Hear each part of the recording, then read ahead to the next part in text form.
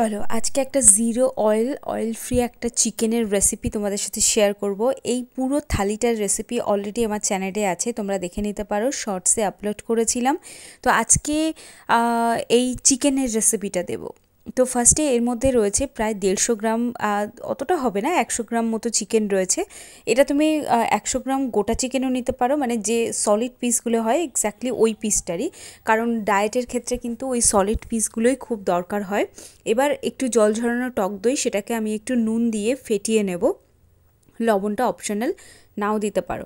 আমি চিকেনেও অল্প লবণ দিয়েছি যাতে দু জায়গাতে ব্যালেন্স থাকে। এবার ওই ফেটানো টক দইটা এর মধ্যে দিয়ে দিতে হবে। তো এবার আদা বাটা থাকলে খুব ভালো হয়, যদি না থাকে তাহলে গ্রেটারে গ্রেট করেও দিয়ে দিতে পারো, দুটোর কাজ একই, বাট বাটা থাকলে খুব ভালো হয়। এবার গোলমরিচ গুঁড়ো দিয়ে বাস, আর কোনো মশলা না, কোনো কিছুই না। আর জাস্ট সামান্য অয়েল ব্রাশ করে না দিলেও চলে, বাট আমার এই ফ্রাই প্যানটা যেহেতু ননস্টিকেরই, কিন্তু অতটা ভালো ননস্টিক নয়, সেজন্য আমাকে একটু অয়েল তো দিতেই হয়।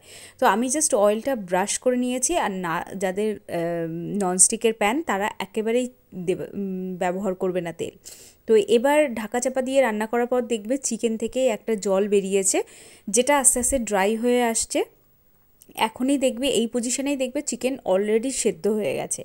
কিন্তু এটাকে আরেকটু একটু গ্রেভিদার করার জন্য ওই যে যেখানে তুমি চিকেনটাকে ম্যারিনেট করেছিলে সেই পাত্র ধোয়া জলটা এর মধ্যে অ্যাড করে দেবে।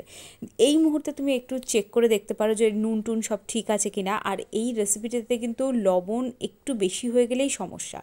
বাস একটু ঢাকা চাপা দিয়ে রান্না করলেই কিন্তু চিকেন একেবারে বয়েল হয়ে যাবে, আর আমার রেসিপিটাও রেডি হয়ে যাবে। যেহেতু আমি রুটির সাথে খাবো, তাই লাস্টে জলটা একটু অ্যাড করেছিলাম। তো এইটা হচ্ছে জিরো অয়েল একটা চিকেনের রেসিপি, যার মধ্যে তেল একেবারেই লাগছে না, কোনো মশলা নেই, যে কোনো স্বাস্থ্যের মানুষরা কিন্তু খেতে পারো, ওজন কমানোর জন্য বেস্ট।